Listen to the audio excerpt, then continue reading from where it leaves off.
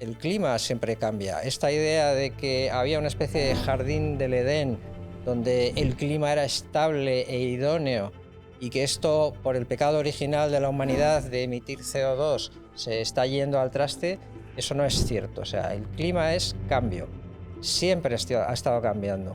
Tenemos aquí un problema a nivel mundial, podemos utilizar eso como este tipo de crisis para promover la construcción de instituciones políticas a nivel mundial, en la dirección de buscar un gobierno mundial.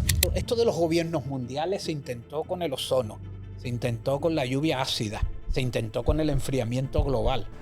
Sin embargo, yo creo que aquí, como que han mordido en carne y dicen, ¡buah! Tenemos una oportunidad buenísima. Las temperaturas están subiendo, por lo tanto nos hace falta el comunismo. ¿Qué narices es eso? Europa se ha cargado su industria estrella y su industria secundaria. La industria estrella es la de la automoción, sí, y la secundaria es todas las demás, y se la ha cargado a base de encarecer la energía. En democracia te tienen que votar y entonces las crisis son muy necesarias. Y las mejores crisis son las crisis imaginarias. Es la mayor estafa de la historia de la humanidad. Muy buenas a todos, bienvenidos un día más a un nuevo episodio de Ancast.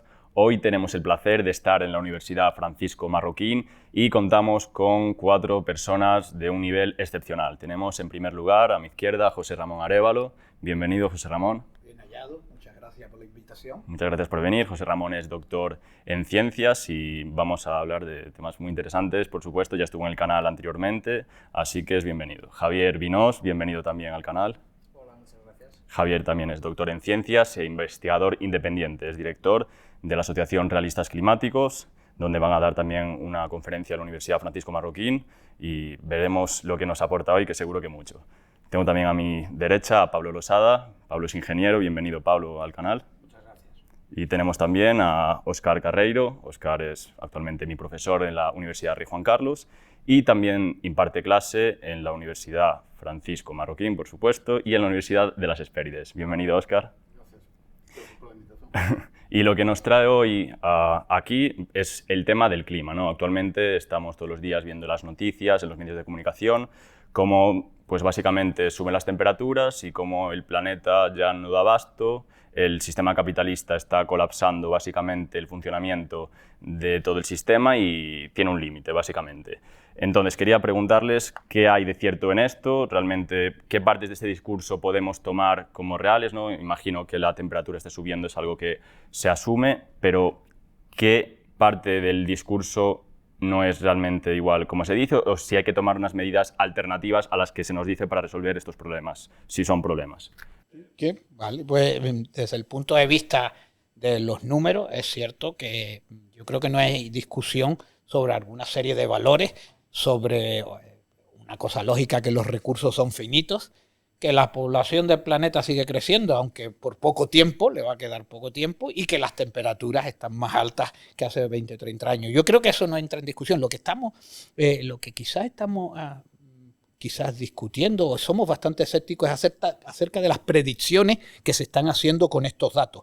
Se asume que lo que está ocurriendo hoy se va a mantener de forma lineal en el tiempo durante los próximos 100 años y en función de unas predicciones que, por supuesto, no están nada justificadas por los datos, se quieren tomar una serie de medidas que tienen un impacto tremendo dentro de la forma de vida de los ciudadanos, si verdaderamente se toma. Sobre todo estamos hablando, porque si nos referimos solamente a la historia del cambio climático, estamos hablando de una historia de Occidente, donde solamente los países de Occidente están preocupados por ello, el resto están en otra cosa.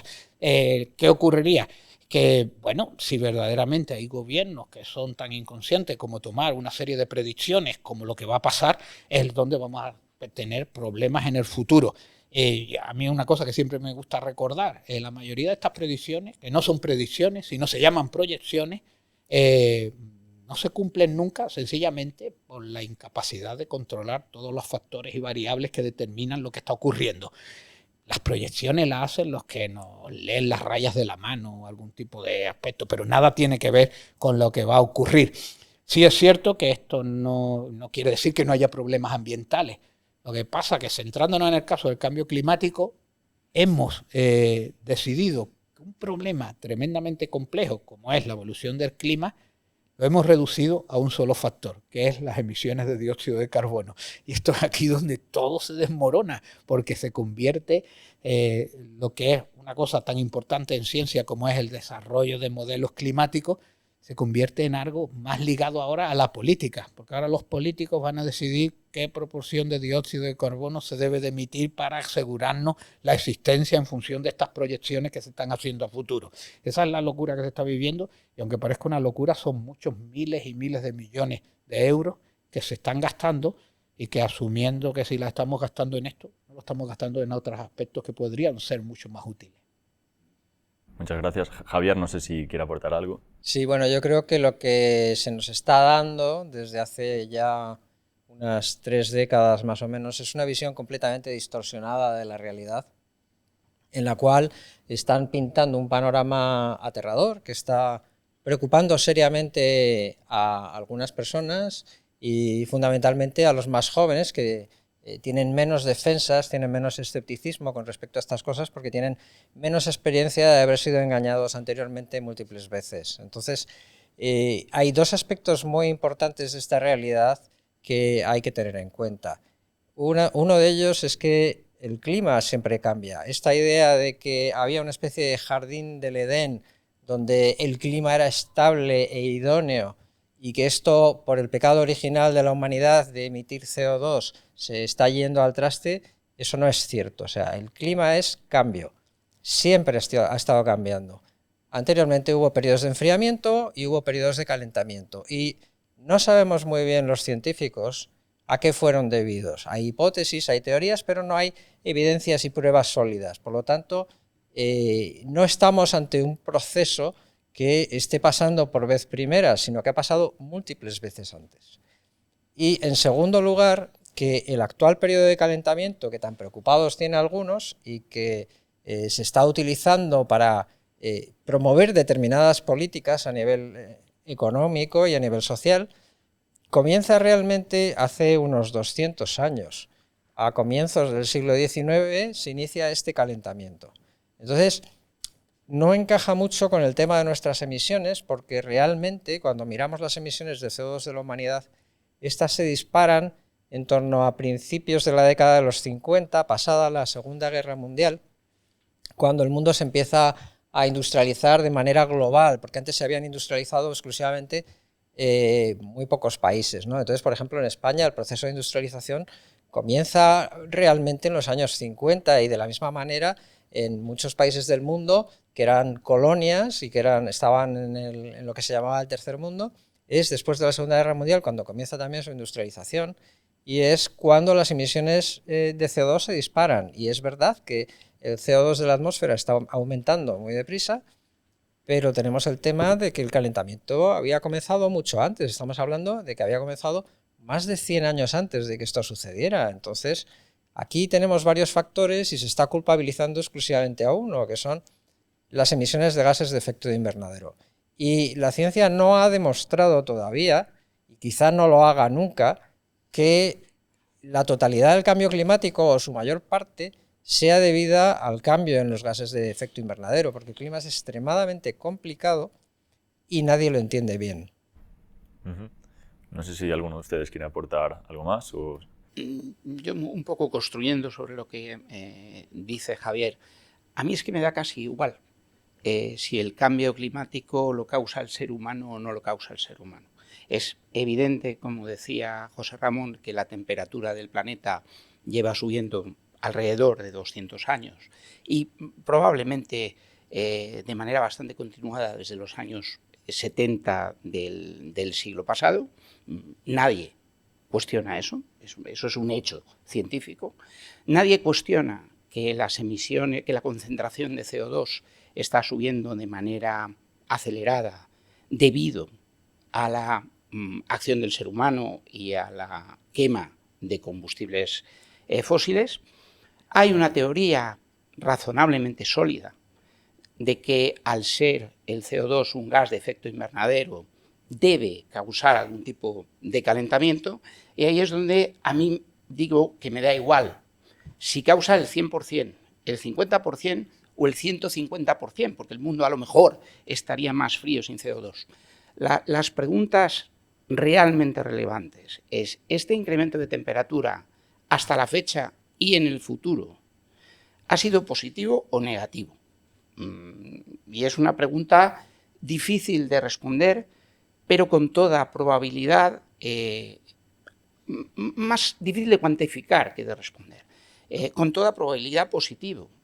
Hasta que la humanidad se volvió idiota, los periodos cálidos, dentro de esos ciclos que ha comentado Javier y José Ramón antes, se denominaban óptimos climáticos. Y se denominaban óptimos climáticos porque al ser humano le viene mucho mejor una temperatura más cálida que una temperatura fría. Es un hecho, tanto a su salud, como a sus cosechas, como a su actividad económica general. Entonces, a mí realmente me resulta irrelevante. Lo que me resulta importante de verdad es,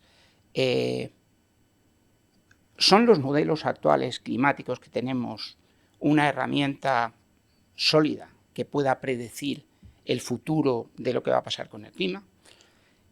Si lo son, esa evolución de temperatura futura, de aumento de temperatura, va a tener efectos netos negativos o positivos, porque evidentemente va a tener efectos negativos y positivos. En unas zonas serán positivos, en otras negativos, en unos aspectos negativos y en otros positivos. Van a ser, en términos netos, negativos o positivos.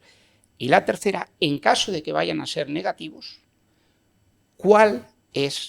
¿qué es lo que debería hacer la humanidad para minimizar esos efectos negativos?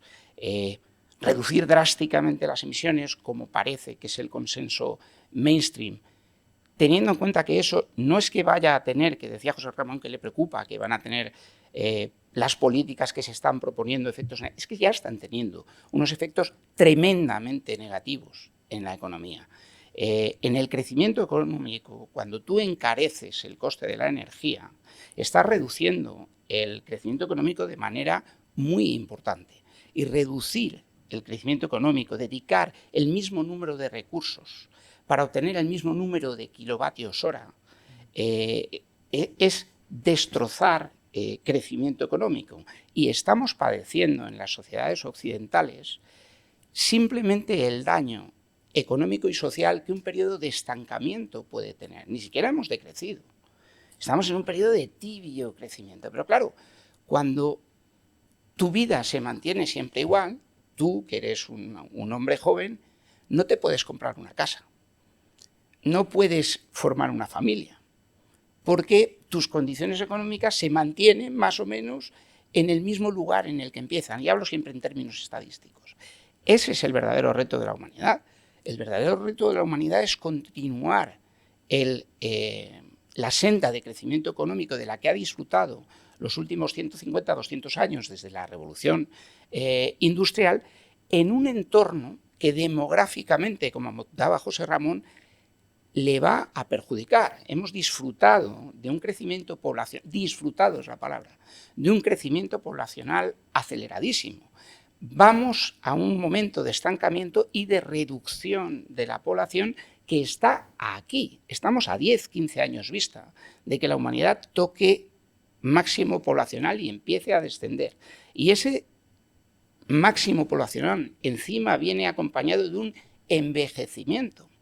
Es decir, de tener que dedicar una parte de los recursos económicos más grande a una fracción de la población que va a ser menos productiva. Vas a tener que gastar más dinero en sanidad, vas a tener que gastar más dinero en pensiones. Eso lo tienes que financiar con crecimiento económico. Si le pones palos en las ruedas al crecimiento económico en forma de energía más cara o de mayores regulaciones, te estás cargando eso. Esa es mi preocupación. Óscar. Sí, por continuar con un tema similar aquí al que acaba de exponer. Una de las preocupaciones así en relación al discurso que mencionabas y a la idea de intervención en relación a políticas climáticas es que obviamente es muy importante la discusión científica sobre si hay o no hay cambio climático, cómo es la evolución de las temperaturas, qué efectos puede predecirse o pueden esperarse de todo eso. Eso es obviamente muy importante. Y yo ahí, claro, yo ahí no tengo nada que decir, mucho menos donde haya doctores en ciencia, ingenieros delante. Pero aparte de esa discusión, y como también mencionabas, que tampoco es lo más importante si es o no causado por el ser humano, una cuestión importante que se ve en el discurso que promueve lo de la idea de la intervención política para los efectos del cambio climático es que en realidad se fundamenta en una falacia lógica. Porque, por ejemplo, se afirman una serie de premisas como la idea de que existe tal cosa como el cambio climático, de que en la actualidad ese cambio climático supone la idea de la subida de temperaturas, de que esa subida de las temperaturas puede tener consecuencias catastróficas y de que esa subida de las temperaturas está causada por el ser humano. Y la conclusión a la que se llega es que hace falta, por lo tanto, intervención de los gobiernos para controlar las actividades humanas en la economía para reducir el cambio climático. Pero eso fundamentalmente es una falacia lógica, es una conclusión que no se sigue de las premisas, porque la conclusión es una conclusión económica, mientras que las premisas son premisas de ciencias naturales. Y de premisas climatológicas uno no puede llegar a conclusiones económicas. Es como decir, las temperaturas están subiendo, por lo tanto nos hace falta el comunismo. ¿Qué narices es eso? O si dijeras, las temperaturas están subiendo, hace falta el capitalismo, sería lo mismo. Ese tipo de premisas o de ese tipo de afirmaciones es imposible determinar cuál es el sistema social de asignación de recursos que debería existir o el tipo de organización económica que sería el más adecuado para resolver un cierto problema. No se puede llegar a eso. Esa es una discusión fundamentalmente económica. Y en relación a eso, desde luego que es muy importante lo de la aportación de las ciencias en relación a qué se puede esperar, qué efectos uno puede decir que pueden ocurrir, qué problemas se pueden esperar en este asunto u otro. Pero al final la discusión es ¿cuál es la mejor forma de que en una sociedad se organice la asignación de recursos para que la gente pueda resolver aquellos problemas que considere más importantes? Y es por eso que si vemos que normalmente la gente lo que quiere es tener una vida mejor, un mejor estándar de vida, obviamente la gente no quiere morir, ¿no? Ni quiere que haya un apocalipsis ni una catástrofe. La pregunta en relación a eso es cómo es mejor alcanzar ese mejor nivel de vida.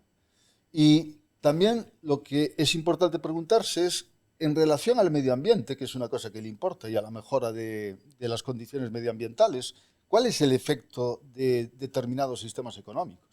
En mi opinión, para las dos preguntas de qué es lo que conduce a incrementar el nivel de vida y hacer que la mayor parte de la gente pueda vivir mejor, y qué es lo que hace que haya una mejora del nivel de vida, eso supone sobre todo ausencia de intervención gubernamental, ausencia de intervención en la economía, libertad para la realización de actividades económicas y para las actividades humanas.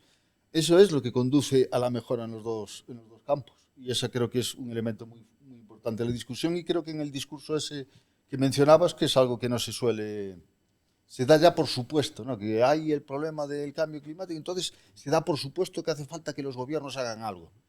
No, la verdad es que es mejor que no hagan nada. Claro, primero habría que definir qué es un problema, porque realmente si decimos que el frío mata más que el calor, entonces el cambio climático, que hace que tengamos un poco más de calor, igual tampoco llega a ser un problema. Y en el caso de ser un problema, habría que ver cómo lo podemos atajar, si es a través del mercado o a través de un sistema comunista donde pues, damos más de la mitad de lo que ganamos para que nos arreglen un poco cómo funciona el clima. Sí, yo continuando un poco en esa línea, yo creo que la solución ya la han encontrado.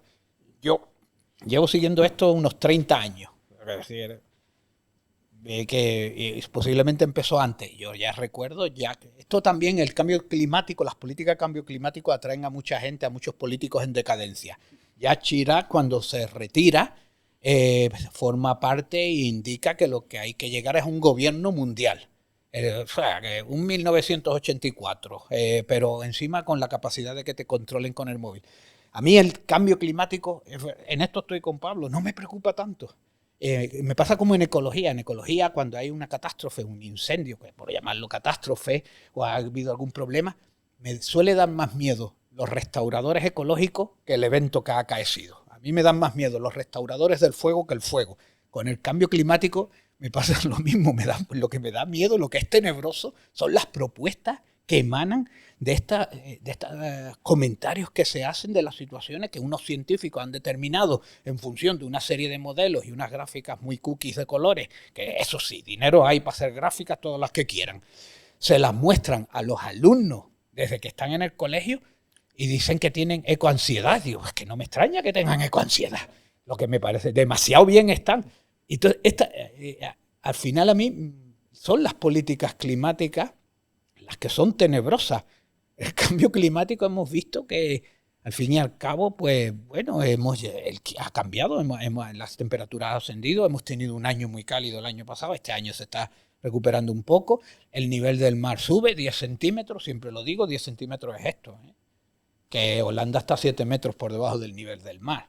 Digo, el cambio climático, mal que bien, al día de hoy, con la tecnología que tenemos hoy, con la capacidad de conocimiento que tenemos hoy, que es inferior a la que vamos a tener dentro de 10 años y muy inferior a la que vamos a tener dentro de 20 años, se pueden afrontar esos desafíos a los que nos enfrentamos, siempre y cuando haya una capacidad de crecimiento económico que permita tener ese fondo de trabajo. Esto para mí es fundamental, no dañar el crecimiento económico. A mí, en algunas entrevistas me hablan del desarrollo sostenible. Esto del desarrollo sostenible es un invento de la señora Brundtland en el año 84 en el Parlamento Europeo, que ahí todos los ascandiles terminan ahí, yo no sé por qué, y empiezan a decir ocurrencias. Gente con 8.000 euros al mes de sueldo tienen que decir algo. Y a que a esta mujer se le ocurrió lo del desarrollo sostenible. Y yo siempre digo, el desarrollo sostenible, no sé lo que es. Para mí todo desarrollo sostenible. No fuese sostenible, no sería desarrollo, sería otra cosa. El desarrollo siempre es sostenible, siempre, pues, si nos desarrollamos iremos a mejor. Si dañamos el desarrollo, pues tardaremos más en dar respuestas a los problemas. Y yo siempre pongo un pequeño ejemplo, es un detalle nada más de mi trabajo. Cuando he estado en países en vías de desarrollo, ¿qué es lo primero que ve alguien, por ejemplo, Cabo Verde o en Honduras? ¿Qué es lo primero que ve uno cuando baja del avión y sale un poquito, unos cuantos kilómetros del aeropuerto? Basura, restos, plásticos. Son países que tienen que afrontar una serie de problemas antes, entre ellos crecer económicamente para afrontar los problemas ambientales. Y estamos yendo en la vía contraria. Estamos dañando el crecimiento económico con la idea de que vamos a afrontar mejor los problemas ambientales. Yo creo que le hemos dado la vuelta a la cuestión. Es lo que planteo. Pero desde luego, la idea que se tiene no es la de una libertad en la decisión del uso de recursos, sino la idea que se tiene es la de hay que ir a un gobierno mundial. Hoy en día me enteré que hay una jurista que está asesorando a la presidencia del archipiélago de Vanuatu, que siempre me equivoco cuando lo digo, Vanuatu, que quiere que el resto del mundo les pague dinero por la subida del nivel del mar. Cuando Vanuatu ha crecido creo que 70 hectáreas en superficie, debido a movimientos de tierra. Entonces quiere que le paguen por una subida del nivel del mar porque van a perder su tierra cuando su tierra está creciendo. No sé, esos absurdos los ve uno y dice, pero yo tampoco soy tan listo. Ahí me veo que no tiene mucha lógica lo que están planteando. Pues ahí sigue de esa manera. Y esa es la línea que se está tomando. Y por lo menos desde el punto de vista de Europa, no Europa y Occidente, bueno, ya Estados Unidos está en otras cosas, no parece que vaya a cambiar. Lo que me tranquiliza es que creo que los países en vías de desarrollo son los que nos van a sacar de este problema del cambio climático y no del cambio climático, de las políticas relacionadas con el cambio climático. Bueno, yo es que aquí veo una idea general de preocupación por las medidas políticas que se toman con respecto a la crisis climática, pero es que yo a eso realmente le daría la vuelta y diría que la crisis climática es para poder tomar esa serie de medidas. Es decir, es la excusa para toda una serie de medidas que realmente son las que se quieren tomar y se quieren imponer. Entonces, siempre se ha dicho, y de hecho había un programa de humor británico, Yes Minister se llamaba, que era muy gracioso y que hablaban de que los políticos necesitan que haya crisis para que parezca que están haciendo algo útil por la gente y que son imprescindibles y muy necesarios, porque en democracia te tienen que votar y entonces las crisis son muy necesarias. Y las mejores crisis son las crisis imaginarias, o las crisis sobre las que no puedes hacer absolutamente nada, porque entonces da igual que hagas o que no hagas, no vas a hacerlo mal. Es decir, si nosotros tenemos una nula capacidad de controlar el clima, pues entonces no se puede esperar que las políticas que tomen afecten al clima, y no lo van a hacer, porque no, el clima va a seguir cambiando, hagamos lo que hagamos, eso está más claro que el agua. Y entonces una crisis imaginaria es, por lo tanto, la excusa perfecta para hacer lo que uno quiere hacer. Y yo creo que ahí es por donde van realmente los tiros. Y que los datos objetivos no apoyen por ninguna parte que haya una crisis, pues es que se obvia y se ignora. Y que la gente piense, se le haga pensar que vamos a ser capaces de hacer que el clima sea distinto, mejor, más conveniente a nuestros intereses, por así decirlo, en base a adoptar toda una serie de medidas, es el mayor camelo de la historia de la humanidad, francamente, y que eso se lo crean millones de personas, pues es francamente sorprendente. Es la mayor estafa de la historia de la humanidad. El problema del cambio climático es la mayor estafa, desde luego en términos económicos, de la historia de la humanidad. No hay demasiada discusión. Es cierto que se ha intentado antes, pero yo creo que lo que le ha favorecido que se convierta en la mayor estafa ha sido, yo creo que los medios de comunicación, la capacidad de comunicar, pues las redes sociales, yo creo que es lo que ha favorecido llegar a ese punto, porque se ha intentado esto de los gobiernos mundiales, se intentó con el ozono, se intentó con la lluvia ácida, se intentó con el enfriamiento global. Sin embargo, yo creo que aquí como que han mordido en carne y dicen, ¡buah! Tenemos una oportunidad buenísima. El asunto es que lo que mencionabais estoy completamente de acuerdo, porque es la idea de que, por ejemplo, en la obra del autor Robert Hicks, menciona que las crisis son lo que permiten el incremento neto de la intervención gubernamental a través de una serie de pasos en los que la existencia de una crisis, aunque sea real o percibida, pero que parece una amenaza existencial, limita o reduce las resistencias a la intervención gubernamental. En los siguientes pasos se incrementa considerablemente la intervención. Cuando la crisis ya termina o ya no tiene la capacidad de movilizar a la gente, entonces la crisis finaliza y la intervención se reduce, pero hubo una ganancia neta entre el principio del proceso y el final del proceso. Y con una serie continua de crisis lo que ocurre es un incremento continuo de intervención. Y en la historia de la política occidental se puede ver eso. Los gobiernos están continuamente en guerras, sean guerras reales o guerras metafóricas. Por ejemplo, Lyndon B. Johnson inventó la guerra contra la pobreza, que es del estado de bienestar en Estados Unidos. Nixon y Reagan, la guerra contra la droga. Después Bush, la guerra contra el terror. El COVID se afrontó como si fuera una guerra. Y lo del cambio climático es exactamente lo mismo. De hecho, Thatcher hablaba de los problemas climáticos con la misma retórica belicista.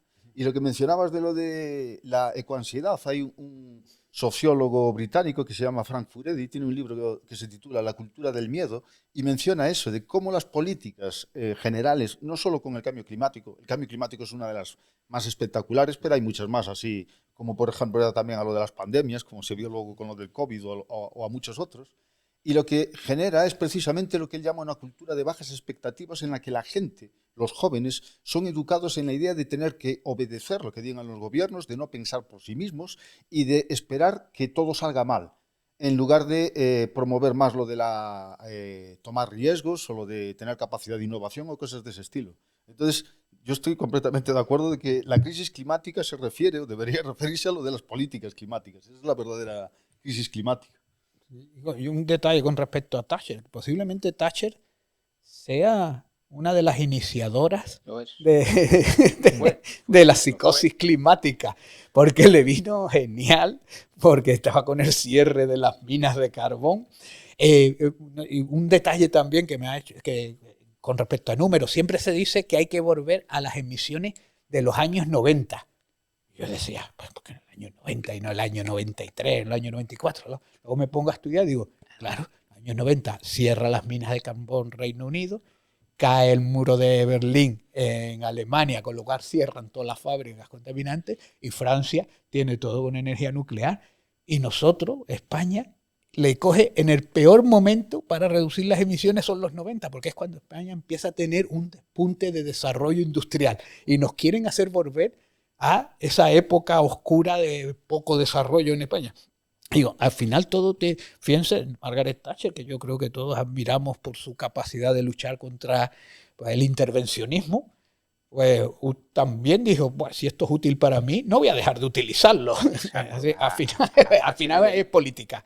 Los rivales de Thatcher eran los mineros del carbón, eran productores de gas como la Unión Soviética o como los países de Oriente Medio, y lo que ella quería promocionar era la energía nuclear. O sea, el cambio climático era una maravilla para Margaret Thatcher en términos geoestratégicos, digamos. Por eso tiendo a pensar que fue una de las promotoras, no por verdadera fe ni por incrementar el intervencionismo, porque no creo que ella fuera particularmente intervencionista.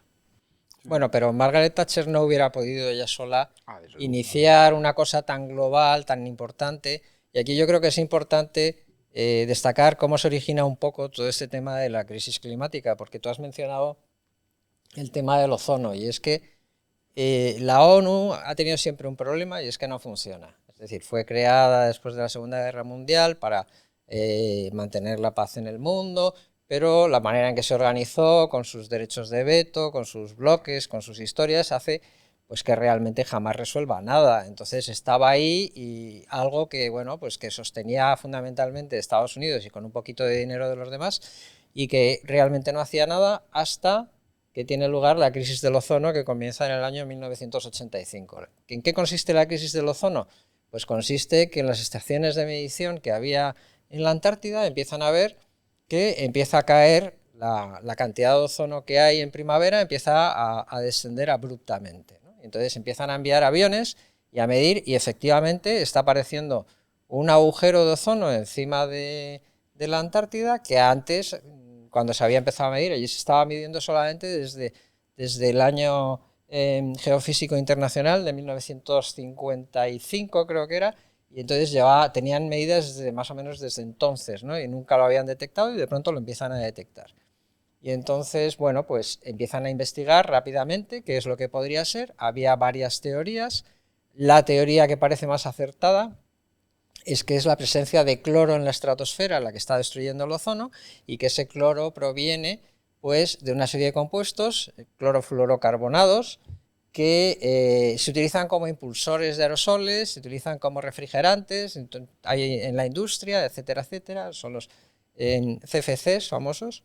Y entonces, bueno, pues hacía falta que se le diera una respuesta global, y ahí es donde la ONU descubre que tiene el poder de redirigir su función hacia el medio ambiente, porque hasta entonces todo el tema de la política pues no servía para nada, ¿no? Y entonces, en un espacio de tiempo muy breve, porque el problema se descubre en 1985, y resulta que para 1987 ya se ha elaborado el Protocolo de Montreal, donde la mayor parte de los países, al final se han unido todos, se comprometen a acabar con las emisiones de estos compuestos, y realmente lo hacen, ¿no? Entonces, en 1988 tenemos la ONU en su momento de mayor gloria, toda su existencia, con los ojos como platos y diciendo, hemos tenido un triunfo espectacular. ¿Ahora qué? Y en ese momento está el cambio climático, porque el mundo desde más o menos 1945 hasta 1975 se había estado enfriando. Y de hecho había una serie de científicos que estaban preocupados de que si podía empezar una nueva glaciación, y algunos le habían escrito al presidente de los Estados Unidos una carta porque habían hecho un congreso y estaban preocupados de que las temperaturas estaban cayendo, ¿no? Y existía la teoría de que como estábamos emitiendo CO2, y el CO2 es un gas de efecto invernadero, pues eso tenía que calentar el planeta, pero el planeta se estaba enfriando. Entonces, claro, los científicos decían, bueno, pues habrá otras cosas, ¿no? Porque si esta teoría dice que se tiene que calentar y se está enfriando, pues esa teoría estará mal, ¿no? Y entonces, a mediados de los 70, el mundo se empieza a calentar, pero claro, eso no se detecta entonces, porque hacen falta años de mediciones, ¿no? Entonces resulta que hacia 1986, 87, 88, justo en este momento, es cuando los científicos empiezan a dar la alerta y a decir, tenemos datos de 10 años de calentamiento. Y entonces dice, esto es debido al CO2, dicen los científicos que estaban promoviendo esa hipótesis, y entonces la ONU decide, pues después del ozono esto, con una ventaja muy grande, porque acabar con los CFCs ha sido una tarea muy sencilla, ha tenido un coste económico muy pequeño y problema solucionado, que luego el problema no se ha solucionado porque el agujero de ozono sigue ahí, pero bueno, se vendió como que el problema se había solucionado. El CO2 es muchísimo mejor, porque con el CO2 no se puede acabar. O sea, toda nuestra economía está basada en emitir CO2. Entonces aquí vamos a tener cuerda para muchas décadas donde la ONU va a estar en el apogeo y encima de todo. Entonces esto no viene de un gobierno o de otro gobierno de estos gobiernos, viene directamente de la ONU. Y además provoca una confluencia de intereses enormes, porque el cesar las emisiones implica implementar un nuevo sistema energético completo, vender una transición energética, y eso son billones y billones de euros, o sea, es una cantidad de dinero astronómica, y claro, inmediatamente todo el poder económico, el foro de Davos, todos los supermillonarios, toda esta gente que está metida, pues todos van a esa idea. Políticamente, pues digamos que la izquierda, que estaba un poco desmantelada y alicaída después de la caída del muro de Berlín, pues dice, claro, el CO2 lo produce el capitalismo. Confluencia de nuevo contra el CO2 producido por el capitalismo, la izquierda se une. Entonces, lo que tenemos ahí es toda una serie de confluencias en magnificar algo que realmente los científicos no saben si es un problema serio o no lo es, y si está causado por el hombre o no está causado. Y yo estoy de acuerdo con Pablo en el 99% de lo que ha dicho, pero hay un 1% en el que no estoy de acuerdo. Y es que da igual si somos los causantes o no lo somos.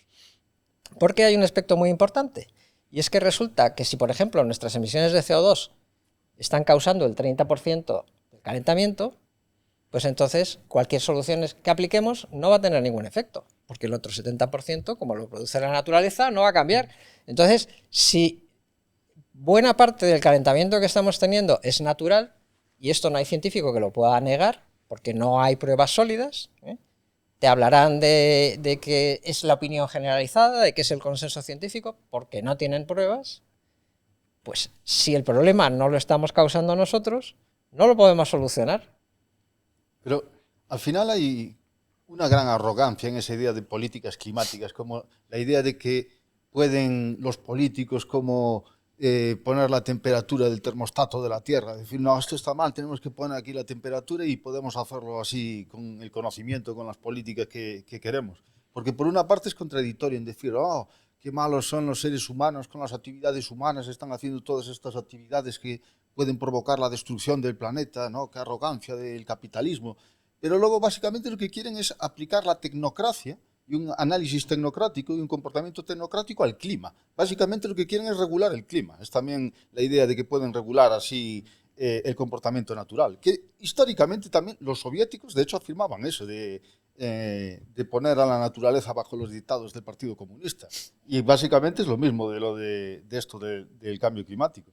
Pero yo creo que no es solo la ONU. Estoy de acuerdo básicamente con el análisis así que acabas de hacer, pero creo que representa más lo de un impulso globalista general en la dirección también de un gobierno mundial, de lo de, en parte con lo del proceso de globalización económica, lo de la apertura al libre mercado, el desarrollo de los países antes llamados así del tercer mundo, la reducción de la intervención gubernamental en muchos países, todo eso que se produjo desde los años 80 hasta la actualidad y que produjo básicamente estaba provocando la desaparición de la pobreza extrema. En 1990 había 1.900 millones de personas viviendo en pobreza extrema. En el año 2015 eran 730 millones de personas. Y eso básicamente es por ese proceso de globalización económica y de apertura comercial y de más capitalismo y de menos intervención gubernamental. Pero para los gobiernos de cada país eso fue un problema porque se ven con menos capacidad para intervenir en el interior. Se ven más atados por las relaciones económicas internacionales.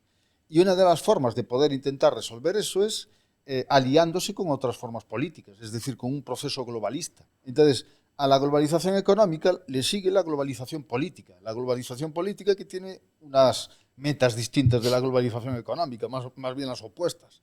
Y básicamente lo que salen, en mi opinión, creo que dirigido, liderado por élites políticas occidentales, es básicamente esa idea de decir, tenemos aquí un problema a nivel mundial, podemos utilizar eso como este tipo de crisis para promover la construcción de instituciones políticas a nivel mundial, en la dirección de buscar un gobierno mundial. Y el cambio climático fue así, fue una gran forma de intentar justificar ese tipo de proceso, creo yo. Bueno, los políticos que piensan que pueden cambiar el clima, eso también viene de viejo. Los indios amerindios también, a base de sacar corazones, también cambiaban el clima. Y aquí, bueno, una anécdota, por lo visto, que cuentan, que por lo visto se da mucho en algunos pueblos de aquí, muy secos de la península, que se saca al Cristo, ¿no?, a la imagen religiosa para pasearla para que llueva. Y por lo visto había un párroco que no les dejaba sacar la imagen, y entonces pues claro, los paisanos estaban enfadados y empezaron a discutir con él, y por no escucharlo les dejó sacar la imagen. Y entonces el párroco les dijo, pueden sacar la imagen, pero el tiempo no está para llover. O sea que esto de que queremos cambiar el clima, los políticos, y que pensamos que podemos hacerlo, no es solamente de políticos, parece que va dentro del humano, pero es cierto que es algo que condiciona totalmente. Si decidimos que hay que cambiar el clima, esto va a condicionar de forma importante. Pero no solamente, la ONU no solamente su idea es cambiar el clima, sino también provocar dar lugar a una redistribución de la riqueza a través de la deslocalización de la producción, comprando. Esto ahora ya no se escucha tanto, pero antes se escuchaba que comprábamos kilos de carbón por aquí, kilos de carbón porque España le compraba carbón a Polonia. La idea es deslocalizar. Si deslocalizamos empresas, tenemos el efecto contrario. Vamos a pasar empresas eficientes de unos países desarrollados a unos países donde no están tan desarrollados, y en sus inicios van a ser bastante menos eficientes.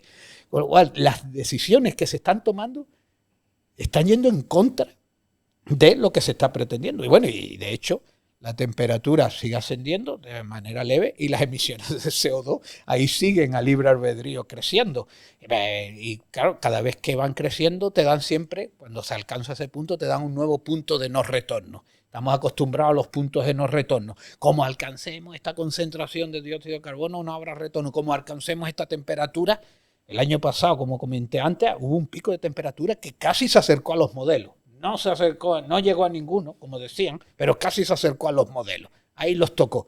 ¿Y qué pasó? Nada. ¿Qué catástrofe ha ocurrido? La producción alimentaria en el planeta sigue creciendo año tras año. El año que más cereal se ha producido en la historia de la humanidad fue en 2024. Pero es que el segundo año que más cereal se había producido fue en 2023. Y posiblemente así seguimos. Y los problemas que vamos a afrontar el planeta no van a ser de tipo climático, van a ser de tipo geopolítico. Una guerra, un problema allá. Entonces, cuanto mejor preparados estemos tecnológicamente y con mayor capacidad para afrontar esos desafíos, la capacidad de salir de esos problemas va a ser mucho mayor. El mundo ahora mismo es menos violento, hay menos gente pobre. Una persona de cualquier país de África tiene unas condiciones de vida superiores a las que tenía los miembros de la realeza en un palacio de Noruega, porque tienen acceso a antibióticos, tienen acceso a agua limpia, tienen una esperanza de vida mayor que los miembros estos de la realeza de Noruega hace 200 años. El planeta va a mejor día tras día. Esto es algo que yo me enfoco mucho en los datos.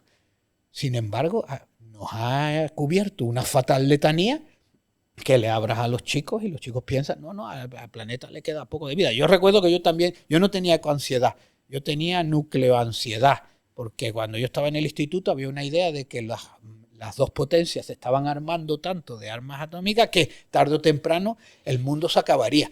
Yo recuerdo hablar con mis compañeros allí comiéndome un bocadillo de mortadela, ¿no? El planeta no tiene solución porque nos vamos a destruir con la energía nuclear. Estamos viviendo algo parecido, pero con una diferencia, que cada día vamos a mejor. Yo siempre lo suelo decir en clases, digo, dentro de 10 años vamos a estar mejor que ahora. Pero es que dentro de 20 vamos a estar mejor que dentro de 10 años. Pero digo en función de recursos, en función de clima. Yo soy un poco más pesimista que tú. Sí, pues yo, porque, por lo menos en relación a Europa. Yo estoy de acuerdo en general en el mundo. Porque las condiciones de vida mejoraron desde los años 80 hasta ahora. Prácticamente se puede decir que es la mayor mejora del nivel de vida de la humanidad, así considerado a nivel del planeta, de la historia.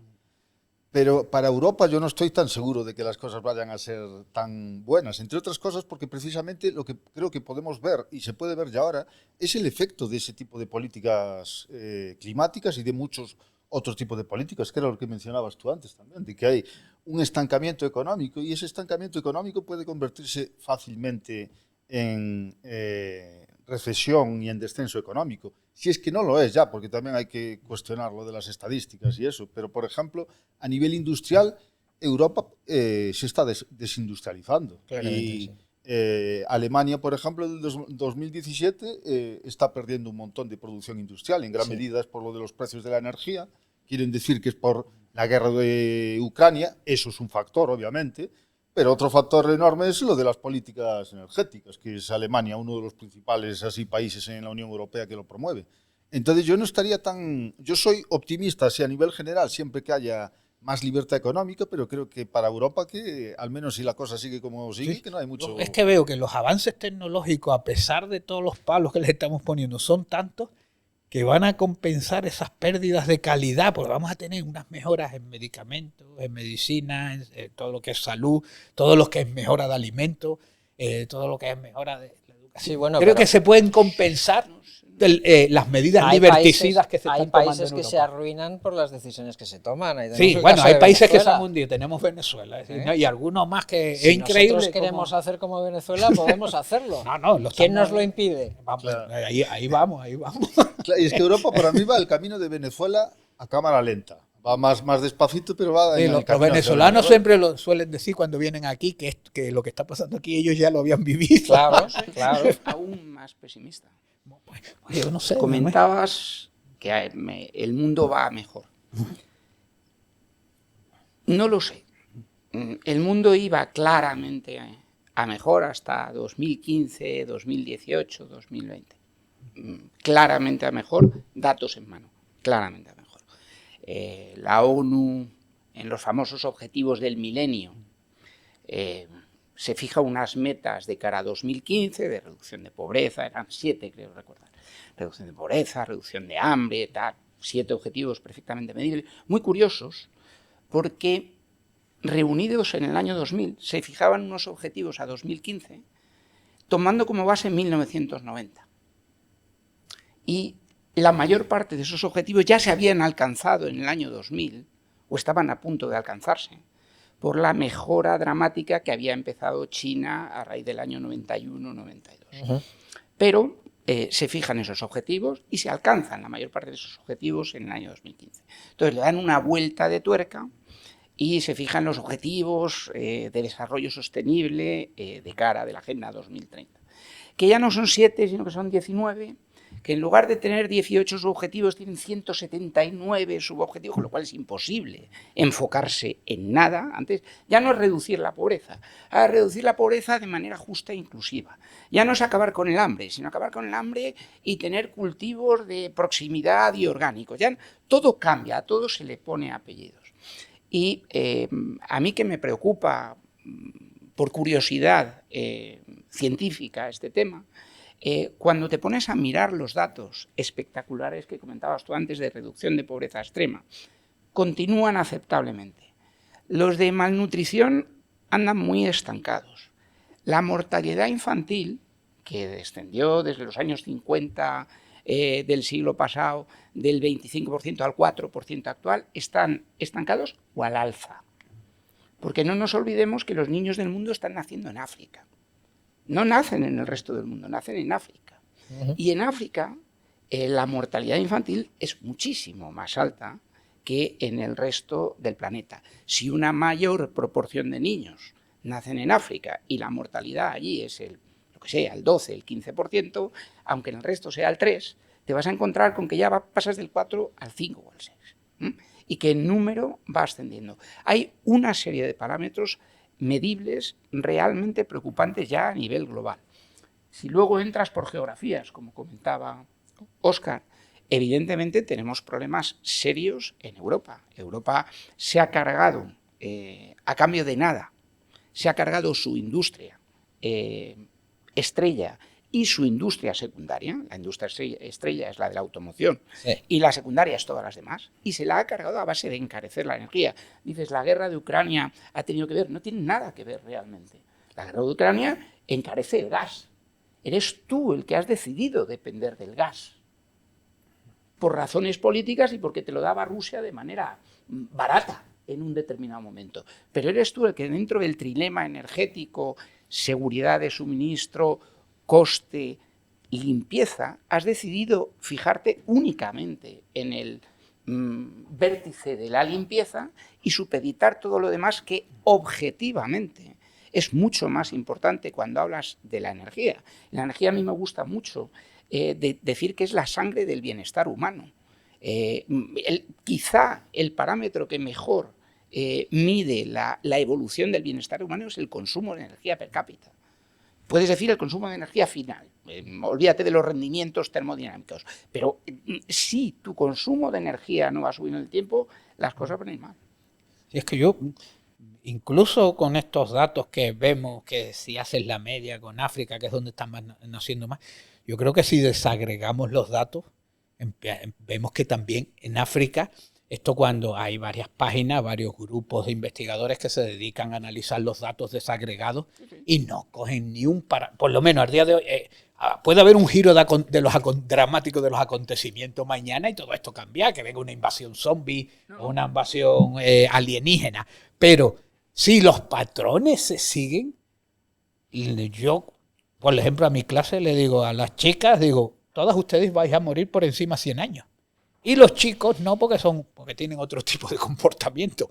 Yo le veo el suficiente potencial al planeta, incluso con todas estas enemigos del desarrollo que le están surgiendo, que tienen la suficiente capacidad como para ir a mejor. Y es verdad que Europa, a mí me da un poco de pena esta entrada de Europa en decadencia, porque yo creo que a nadie le cabe duda que el mejor sitio del mundo donde vivir es Europa.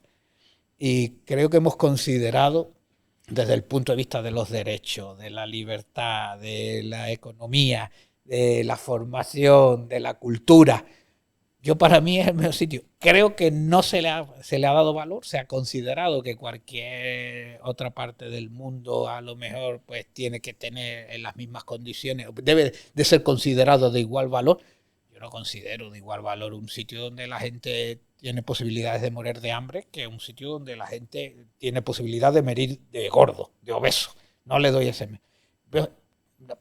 Yo creo que vamos a vernos mejor. Como dentro de 10 años vamos a estar los 4 aquí, podríamos venir y analizarlos.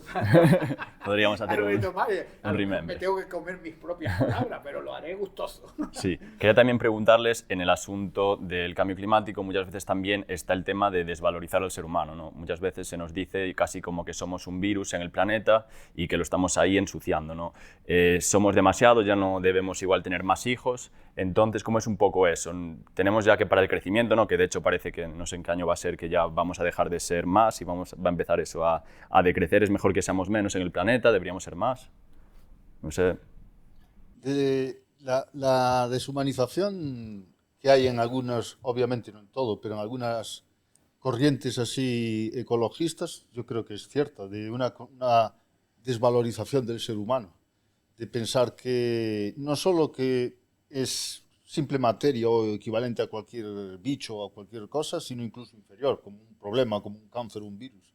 Creo que eso sí que fue un elemento así bastante importante en algunas corrientes ecologistas. Lo de la población es otro elemento en donde se puede ver eso, en lo de la idea de decir qué cosa tan mala que es tener hijos y tener niños y que vengan más ahí. Cosa que a mí me parece, esa visión negativa de tener hijos me parece abominable, la visión negativa. Y es una discusión bastante vieja también en relación a lo de el crecimiento de la población, ¿no? Y a las perspectivas malthusianas, ¿no? De la idea de rendimientos decrecientes de la agricultura, y entonces de cuanta más población eso significa que va a haber siempre un nivel de vida cada vez peor y todo eso. Es de donde viene luego de esas perspectivas malthusianas o neomalthusianas la idea de políticas de población y de control de la población y control de la natalidad, y se llevó un montón en lo de la ayuda al desarrollo y no ayudó nunca a desarrollarse a nadie. Y en mi opinión es un error, y es un error que va a tener efectos muy negativos. Yo creo que la visión positiva del crecimiento de la población es la correcta, y que con más población, dado unas ciertas condiciones, obviamente tiene que haber ahorro, tiene que haber un sistema institucional que promueva el crecimiento económico, pero dadas esas condiciones, el crecimiento de población es un elemento fundamental para que haya mejora continua. Y menos población lo hace más difícil, no lo hace más fácil. Especialmente si envejece.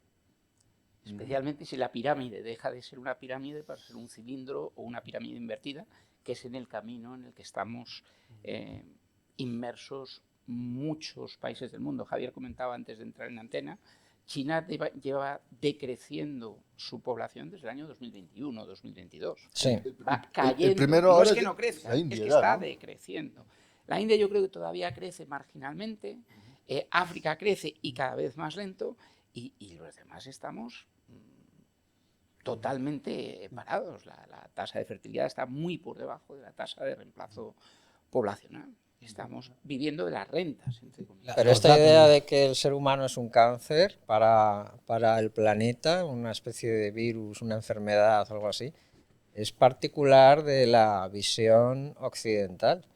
Yo creo que es en parte herencia de una cultura basada en el pecado original, sí, en el apocalipsis y en todo este tipo de cosas, porque en otras culturas que tienen una visión más cíclica de la humanidad no tienen esta visión de que todo vaya a terminar en un desastre tremendo y que la culpa sea nuestra. Yo estoy en desacuerdo ahí, aparte de que soy católico devoto.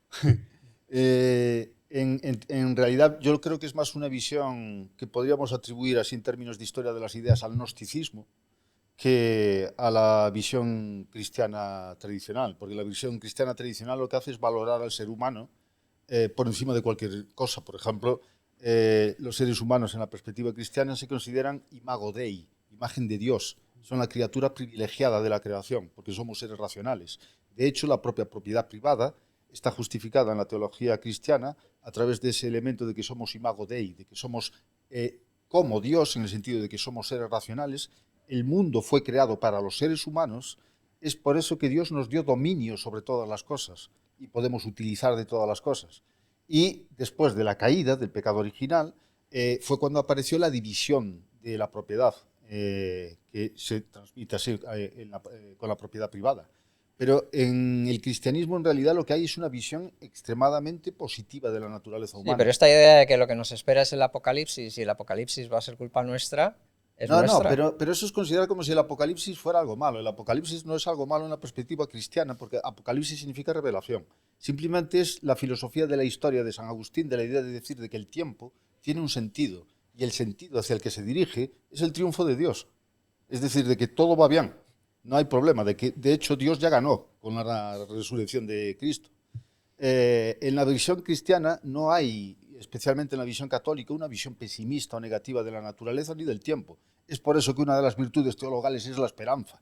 Es la idea de que hay que ser feliz y hay que tener esperanza y hay que tener alegría, porque no es una cuestión así de que va a llegar el apocalipsis así que va a acabar con nosotros. Esas visiones más secularizadas de la filosofía del tiempo, de la filosofía de la historia cristiana, pero desprovistas del elemento trascendente. Pero esta idea de que el hombre es el cáncer del planeta, esto no se encuentra fuera del mundo occidental. Yo no la he visto reflejada. Estoy de acuerdo con esa visión, de que creo que es producto de la civilización occidental, pero desde que la civilización occidental empezó a estropearse, que es fundamentalmente desde la Revolución Francesa.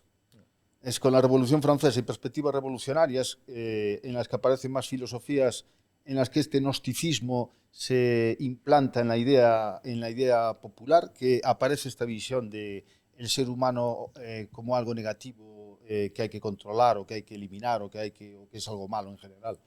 Es algo que se podía ver en, por ejemplo, la filosofía del Marqués de Sade, en la visión también de la gente como una especie de animales domésticos a los que hay que dirigir por parte de una élite especial, que son los políticos. No, pero también tenemos a Rousseau, que piensa que el hombre es bueno por naturaleza. Sí, pero corrompido por las instituciones sociales. La principal institución social, la propiedad privada. Y entonces que hace falta el poder político para quitar o lavar ese pecado original. Es básicamente una secularización de ciertas ideas religiosas, pero haciendo al poder político Dios, o convirtiéndolo en Dios, que creo yo que es donde está el problema. Realmente es casi consustancial al ser humano. O sea, los sacrificios humanos para cambiar el clima se hacían hace 5.000 años, ¿no? Ni catolicismo ni leche. El ser humano le pasaban cosas malas y decía, coño, ¿qué hemos hecho mal? ¿Qué tenemos que hacer para arreglarlo? Cogedme a ese niño que lo vamos a poner allí, lo vamos a enterrar, lo vamos a arrancar el corazón y ya con eso se van a calmar los dioses y van a venir las cosechas. Es un poco la tendencia del ser humano o de algunos líderes dentro de las comunidades humanas de decir, oye, yo puedo controlar las desgracias, pero si hacemos esto, si nos sentimos culpables porque somos el alma corruptora de lo que nos está pasando negativo. Unos comentarios, es verdad que con respecto en la propia Biblia uno lee en el Antiguo Testamento apartados como que algunos han interpretado como control de la población, que los recursos son limitados y que hay que cuidarlos, y algunos los han interpretado como control de la población. Pero lo cierto es que unos cuantos versículos más abajo la propia palabra dice creced y multiplicaos, con lo cual yo creo que la tradición judeocristiana, yo creo que lo que dice es que crezcamos, ¿no? Que ahora es de crecer y dividir, ¿no? Y comer menos. No, y después, es verdad que a lo largo, el exceso de población, los problemas con el exceso de población, esto ha arrastrado a todas las civilizaciones. Pues, por ejemplo, los maoríes en Nueva Zelanda hacían control de población de los morimori en otras islas, los que iban y hacían unas escabechinas, los mataban por diversión. Y entonces se mantenía estable la población a base de este tipo de escabechinas que se hacían, o incluso el canibalismo viene como respuesta a un exceso de población también. Entonces, que sí que esta historia de que nos sobra gente siempre ha venido arrastrando a los humanos. Yo creo que es porque a lo mejor que no nos gusta tener mucha gente alrededor. Lo cierto es que en los últimos años es algo, bueno, en los últimos siglos, es algo muy ligado a las élites. ¿Quiénes son los que le sobran gente? Pues a lo mejor el príncipe de Edimburgo, Carlos, que decía que ojalá fuese un virus que matara a la mitad de la población. A la James Goodall, ahora ya fallecida, también decía que el mundo estaría mejor con 7.000 millones de personas menos. Yo me acuerdo, Paul Ehrlich, eminente entomólogo, decía que España, cuando le dieron el premio Fronteras del Conocimiento, llegó a decir que la sobrepoblación, seguía con la idea de la sobrepoblación, a pesar que estaba demostrado que eso no funcionaba, llegó a decir en su discurso que España, era cuando España tenía un 20% de paro, llegó a decir que España estaría mejor con un 20% menos de población. La verdad que por primera vez alguien se atrevió a ponerle nombre a quién sobraba. Porque una cosa es que sobra gente, digo, sí, dime quién. A lo mejor estamos de acuerdo cuando me digan quiénes son los que sobran. Pero esta historia nos ha venido persiguiendo de la sobrepoblación siempre. Y ahí seguimos. Y lo que sí es cierto es que las sociedades más avanzadas son sociedades que tienen unas poblaciones elevadas. Siempre nos ponen el ejemplo pues de un río en la India con la gente sobrepoblada, con falta de higiene, con falta de alimento, con enfermedad. Siempre nos ponen ese mapa, o siempre nos ponen esa fotografía, esa caricatura de la sobrepoblación. Digo yo, ¿por qué no hace una de Holanda, que tiene unas poblaciones altísimas, o de Taiwán, o de Singapur? Y hay que ver también el cambio que hubo en la India. La imagen de poner a la India como el póster de la pobreza, así de superpoblación, que era lo que usaba Paul Ehrlich de Population Bomb, eso no tiene absolutamente nada que ver con la situación que hay ahora en la India. El cambio que hubo en estos últimos 40 años fue espectacular. Fue quizá no tanto como el de China, pero equiparable al de China. Y básicamente de las mejoras esas de lo de la reducción de lo de la pobreza extrema tuvo que ver por estos países como China, India, Pakistán, Bangladesh y esas cosas. Que además de otra cosa que mencionabas, de Holanda, en relación a lo de la subida del nivel del mar, y que Holanda está por debajo o tiene una gran parte de su superficie por debajo del nivel del mar, y es más grande ahora que en la Edad Media. Tiene más superficie ahora que en la Edad Media. Y lo hizo ganando superficie al mar con la tecnología que se pudo aplicar gracias a una estructura económica que permitía una mayor productividad. Y eso lo hizo con tecnología de la Edad Moderna. Y eso lo hizo porque era el país más rico en la Edad Moderna de Europa. Entonces, si eso lo pudo hacer Holanda en la Edad Moderna, no lo va a poder hacer Vietnam o no lo va a poder hacer cualquier país ahora. Manhattan va a inundarse. Sí, se va a inundar. Sí, claro. Eso es lo que dice Hansen. Es la cosa. Sería de chiste si no fuera porque nos lo transmiten como algo dramático. Hablabas tú de los 10 centímetros. ¿Qué está subiendo el mar? 25, 30, 40 centímetros por siglo. Es que yo soy ingeniero de caminos. O sea, España, es que me da la risa. España ha subido 12 centímetros en 60 años. Correcto. Ese es el dato, porque yo no lo he mirado. Pero ¿qué es que he ido a los mareómetros y he hecho el cálculo. Y son 12 centímetros en 60 años. Entonces, ¿cuánto vamos a subir en lo que queda de siglo? Que son 75 años. Pues a lo mejor subimos 15, 20 centímetros. ¿Qué problema es ese? Ninguno. Y probablemente es el problema más grande de todos los dramas y los azotes que nos vienen como consecuencia del incremento de temperaturas. El único que a mí se me antoja como mínimamente preocupante es la subida del nivel del mar. Ese tiene un coste económico. Coste económico que hay que mitigar con diques y tal. Pero tiene un coste económico. Es que hay muchos otros que son directamente positivos. Sube la temperatura, coño, pues una pequeña lotería que te ha tocado, mira qué alegría. Sí, porque además, desde eso se puede decir, claro, desde un punto de vista, digamos, objetivo, desde un punto de vista de la ciencia, ¿cuál es la temperatura que mejor le puede resultar a las personas para la salud desde un punto de vista así científico? Pero además también hay que entender que hay el elemento subjetivo, de que no hay una temperatura objetivamente establecida que tenga que ser. Hay gente a la que le gusta más el calor, gente a la que le gusta más el frío, yo personalmente... Bueno, pero biológicamente sí, biológicamente los humanos somos... Biológicamente los humanos somos animales tropicales. Sí. No, de hecho, somos el mamífero que tiene mayor densidad de glándulas sudoríparas por unidad de superficie. Estamos diseñados biológicamente para perder calor. Y por eso no tenemos pelo. Hemos transformado buena parte de nuestro pelo, lo hemos transformado en glándulas de sudor.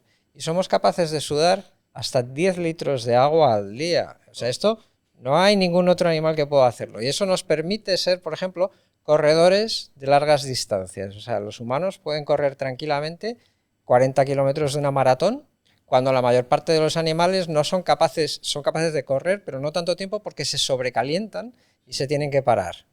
Y eso es lo que nos permitía ser cazadores en aquellos tiempos. Somos tropicales. Históricamente, las peores épocas para el desarrollo de la civilización eran las que coincidan con las glaciaciones, no con el aumento de la temperatura, ¿no? Yo siempre digo que no haría falta contar historias de terror a la humanidad si el efecto del CO2, en lugar de calentar, fuera enfriar.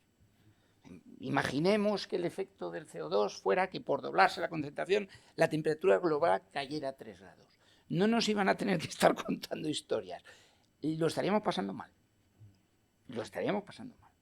Sí, no, las épocas frías siempre han sido delicadas, pero no solamente delicadas, sino también han sido épocas de estancamiento cultural y tecnológico, porque esto sí lo comentaste al principio. En una época cálida no solamente tienes más terrenos donde puedes cultivar, sino que los periodos de crecimiento se alargan. Con lo cual tienen más alimento, más capacidad de alimentar más población alimentada. Algunos ya no tienen que dedicarse a la agricultura, sino que se pueden dedicar a filosofar o a ir a la universidad, que es una forma poco productiva, pero que no produces nada, pero estás haciendo otras cosas. Esto coincide con los periodos cálidos. Y por eso hubo mucha pelea, el del palo de hockey, Michael Mann, su objetivo principal era eliminar el óptimo climático medieval en todo su trabajo con los roscos de los árboles. Que vamos a ver, los roscos de los árboles son herramientas que te pueden dar información acerca de la temperatura, pero no tan acertadas como los datos instrumentales. Y su trabajo fue, claro, si se le queda el óptimo climático medieval, aquello no es un palo de hockey, aquello, yo qué sé, era una joroba, un elefante, cualquier otra cosa, pero palo de hockey no se podría llamar. Y aparte, rompería con toda la dialéctica asociada al calentamiento global si no aparece. Ese palo de hockey fue muy efectivo, y yo creo que hay que darle importancia también a lo que es la propaganda. Fue muy efectivo los discursos, las conferencias que daba Al Gore, utilizando ese palo de hockey, que yo lo he visto en vídeo, pero en Canarias estuvo, creo que dio 3 conferencias, creo que cobraba 200.000 euros por conferencia. No he visto los números, pero me lo creo porque suele ser el caché de este tipo de personas. Cuando te mostraba una pantalla con el palo de hockey, empezaba a moverse a lo largo de la gráfica y en un momento dado se subía en una grúa, iba subiendo en una grúa y mostrando los incrementos de temperatura. Vamos, si no te entra en ecoansiedad ahí ya no sé cuándo te iba a entrar. Entonces, la maquinaria ha sido brutal. Pero es que además todas las predicciones que se han estado, claro, como llevamos 30, 40 años haciendo predicciones, todas las predicciones que se han ido dando no se han cumplido, pero ninguna.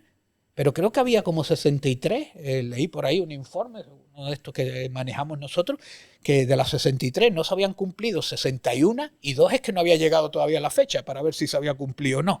Pero no se cumple. Y sin embargo, esto no tiene ningún coste reputacional sobre las personas que los hacen. No le dieron el premio a Paul Ehrlich.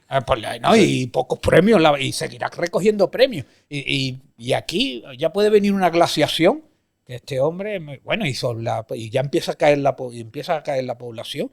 Este hombre será reconocido de esta manera, pero no solamente él, sino que el poco coste reputacional que tiene, ¿verdad? Yo creo que hay religiones por ahí que han estado, no voy a decir cuál, pero que han estado dando fechas del fin del mundo. No llegó el fin del mundo y han quedado muy mal.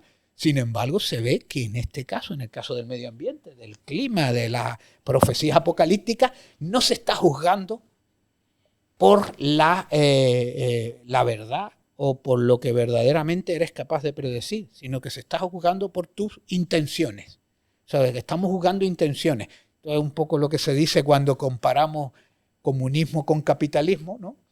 Y entonces se compara el comunismo ideal con el capitalismo real. Dice, no, lo que teóricamente es el comunismo con el capitalismo. Entonces, dice, no, tienes que comparar lo real con lo real o lo hipotético con lo hipotético. Aquí no, aquí estamos juzgando a este tipo de políticas por lo que pretenden. Y luego le dice, no, pero esto tendrá un coste, no, pero los beneficios serán mucho mayores. Los beneficios, esos que se supone que llegarían si algún día llegan.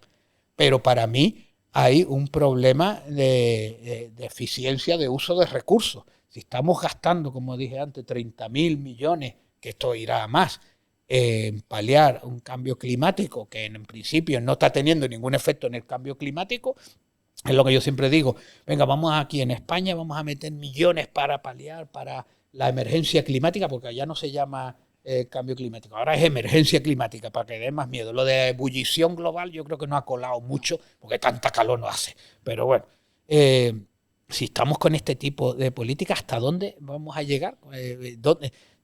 ¿Cómo podría haber sido efectivo gastar este dinero en, por ejemplo, proveer de agua limpia? Una de las cosas que más mata a gente en los países del tercer mundo son las disenterías y las diarreas. Sí, ¿cuánta más gente podríamos estar salvando con este dinero? Yo creo que todavía mejor hubiera sido no quitárselo a la gente, no robárselo. No robárselo a la gente y dejar que quitárselo es un eufemismo de robar. Sí. Eso, no robar, que dejaran de robar. Le quitas todo el sentido a la política. Y toda la gracia. La cantidad es casi inimaginable de lo que se está invirtiendo. O sea, hay que... Venía justo antes de entrar leer la inversión.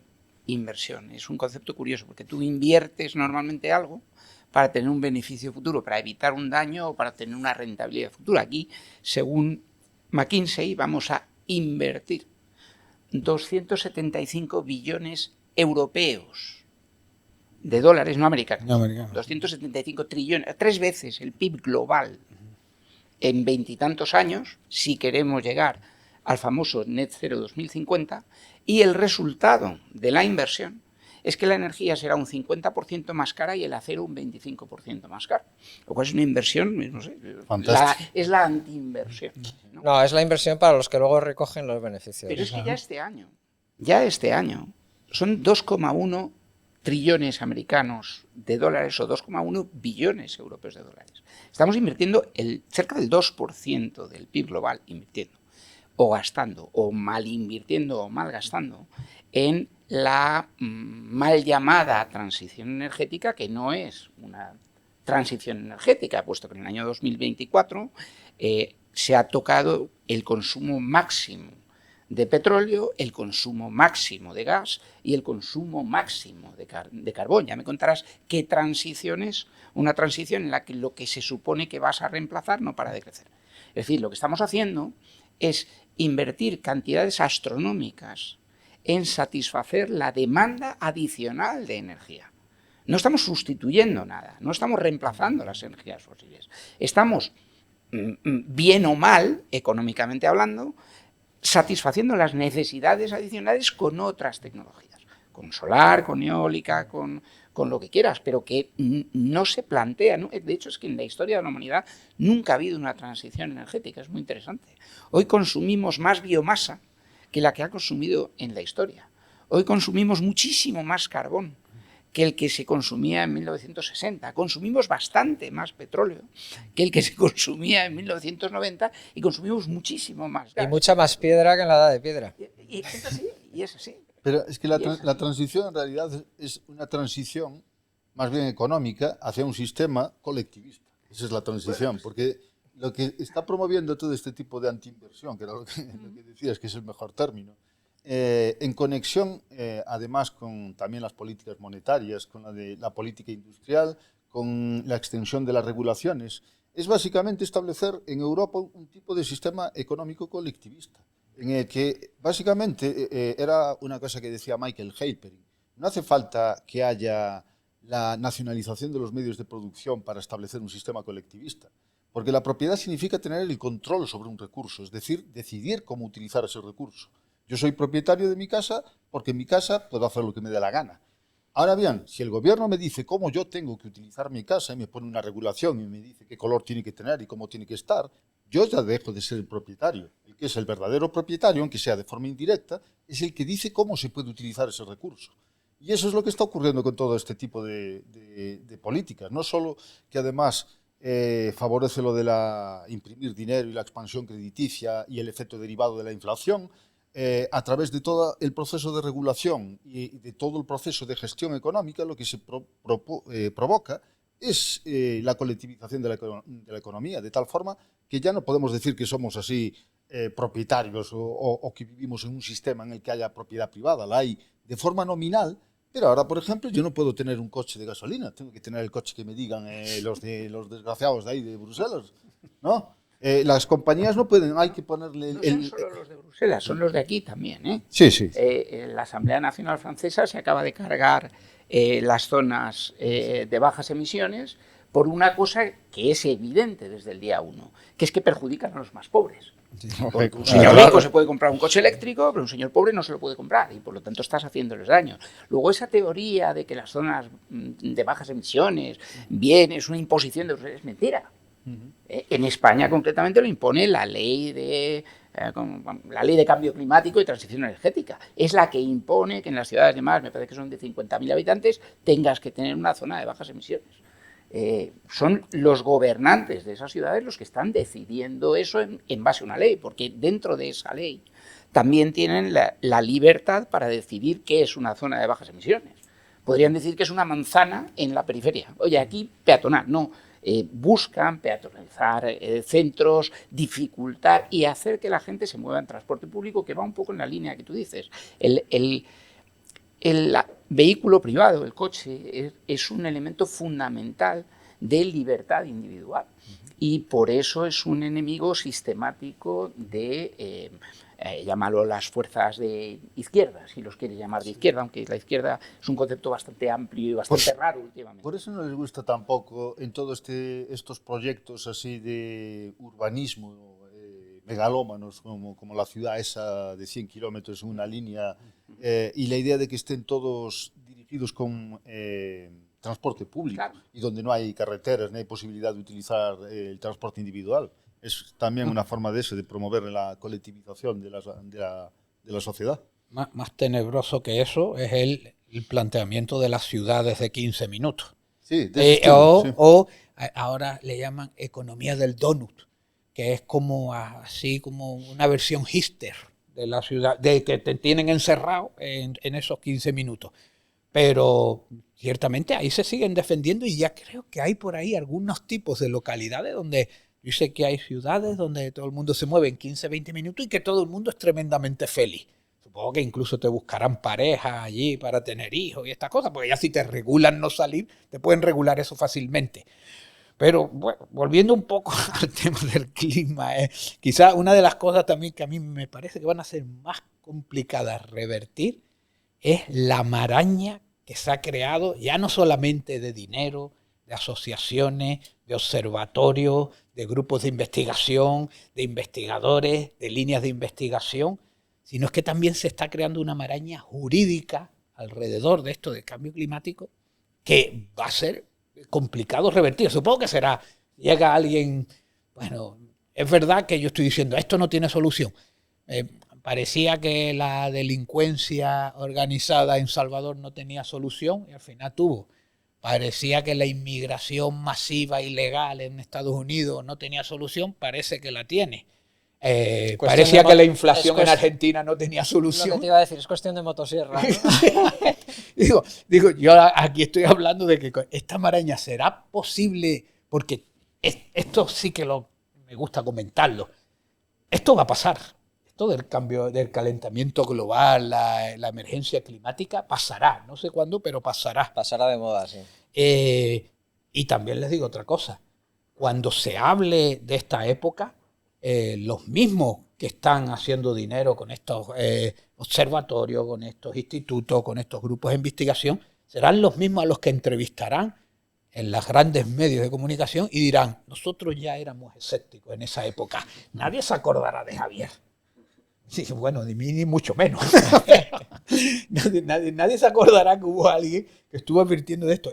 Estos mismos cambiarán automáticamente y no pasará nada, como se cambió como lo de la lluvia ácida. Para mí me parece un caso paradigmático porque en esa época se gastaban miles y miles de millones lo que había eran los ECUs, la unidad económica europea que era la canasta de moneda. Se pagaban millones.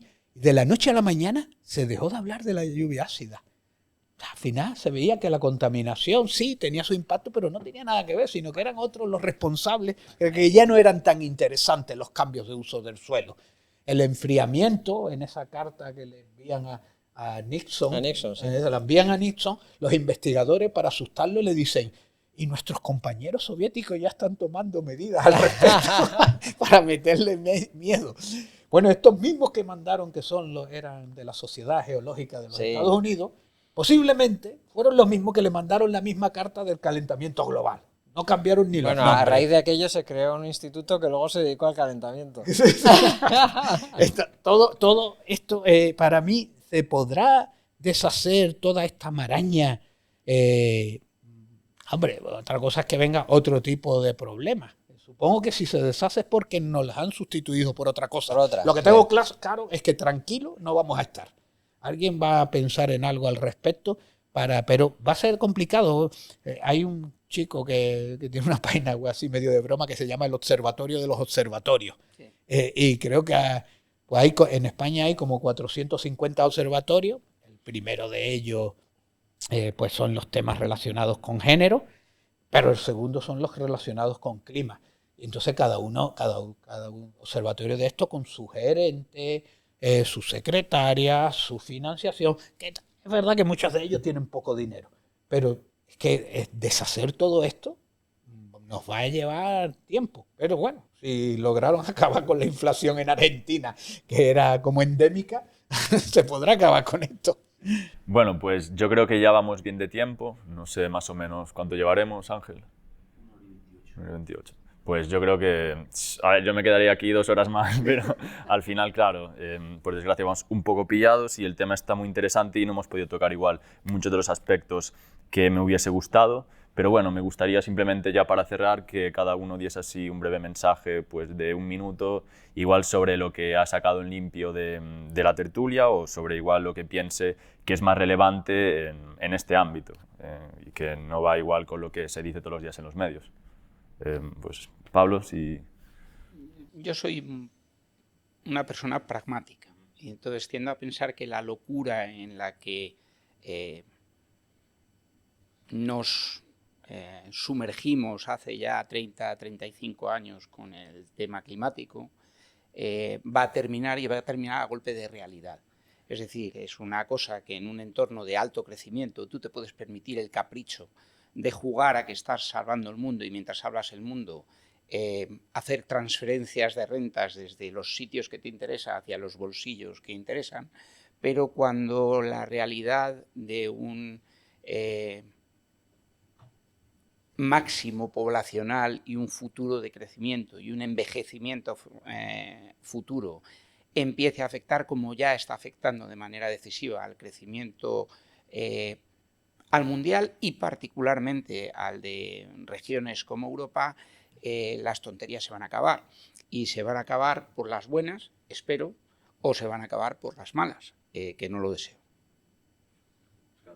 Sí, algo similar también, porque yo soy un poco más pesimista, creo que se van a acabar por las malas, no por las buenas, pero creo que va a venir más motivado por problemas sociales y políticos derivados, que ya se pueden percibir ahora, derivados de las consecuencias negativas de todo ese tipo de política, y que creo que sí, que se podría decir que a largo plazo yo creo que eso está acabado, de la misma forma que está acabada el impulso, así digamos, globalista, que se percibió desde principios del siglo XXI, y desde la misma manera que se puede decir que está acabada cualquier idea de hegemonía europea para el futuro. Entonces, a lo mejor a partir de ahí sí que puede haber, al menos para Europa, una posibilidad de regeneración. A mí me gustaría transmitir un mensaje que es esencialmente la base de la creación de la Asociación de Realistas Climáticos que presido, y que yo creo que es transmitir a la gente una idea importante, porque claro, cualquiera que esté escuchándonos, esté viendo, dirá, bueno, ¿y yo con qué me quedo? Porque claro, todo esto de la crisis climática y demás, todo esto nos supera muchísimo, las políticas de la transición energética, la gente, ¿qué puede hacer al respecto? Y yo creo que lo más importante de cara a la gente es que no esté preocupada por este tema. La idea de los realistas climáticos es contar las cosas como son para que la gente esté tranquila y tome las decisiones que sean más convenientes para ellos mismos, no para un país o para una región económica.